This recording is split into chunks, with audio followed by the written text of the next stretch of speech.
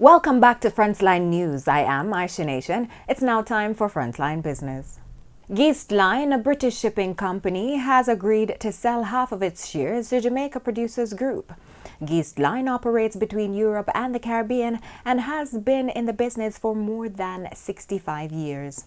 Now, according to a press release from Jamaica Producers, Line Holdings, a global provider of shipping services, will own the remaining 50% of Line. Now, according to Jeffrey Hall, Chief Executive Officer of the Jamaica Producers Group, the acquisition is a key component of the company's strategy to improve and extend its investment portfolio in the Caribbean, logistics and infrastructure. The shortage of the COVID-19 vaccine continues to be an issue, forcing the World Trade Organization, WTO, to urge vaccine manufacturers to expand their capabilities. Ngozi Okonjo-Iweala, Director General of the World Trade Organization, says the problem will be front and center at the upcoming ministerial conference. How can we turn existing capacity in emerging markets, in developed countries, but also very much in emerging markets and developing countries, turn that into to producing COVID-19 vaccines? We need a better distribution of manufacturing facilities in the world.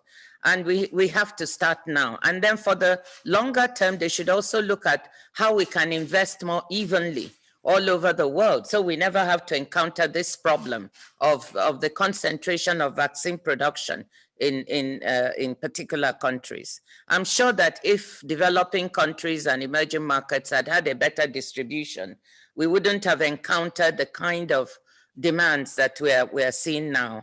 So that's one thing. We hope to get a better idea of where this can be done. Despite the fact that the Centers for Disease Control and Prevention has yet to set a firm date for when ships will be allowed to sail to and from U.S. ports, industry leader Carnival Corporation announced that passenger bookings nearly doubled in the 3 months ending in February compared to the previous quarter.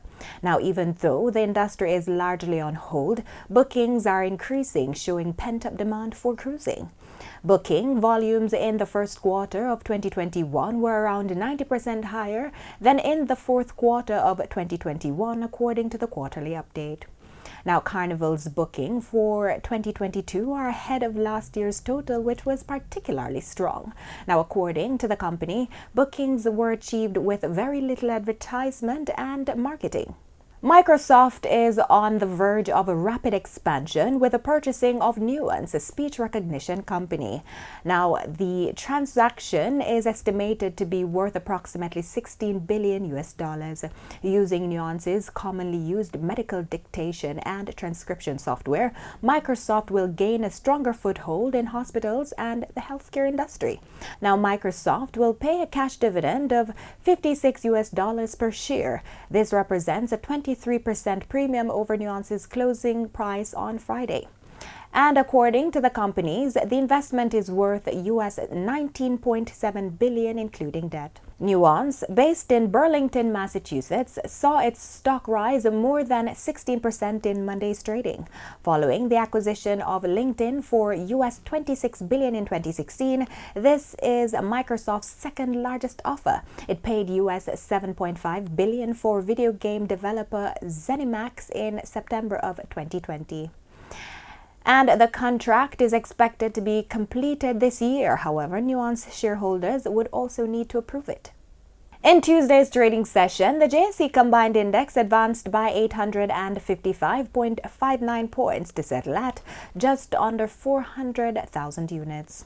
Overall market activity resulted from trading in 93 stocks, of which 34 advanced, 41 declined, and 18 traded firm.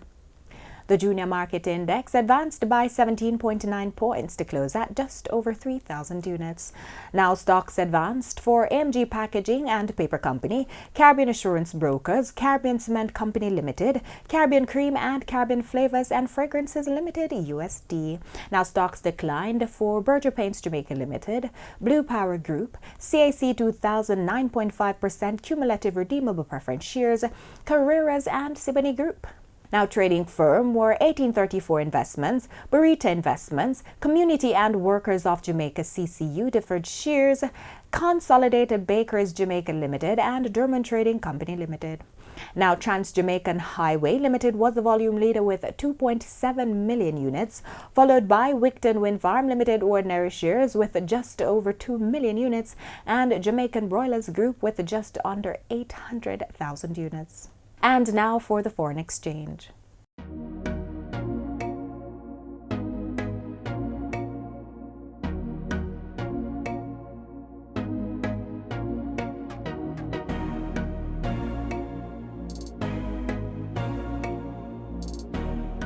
Oil prices rose about 1% on Tuesday on strong Chinese import data, but the rally was capped by concerns that pause on the Johnson & Johnson vaccine could delay economic recovery and limit oil demand growth. Now, Brent crude oil futures were up 69 cents to settle at $63.97 a barrel, while U.S. West Texas Intermediate crude oil futures gained 70 cents to settle at $60.39 a barrel.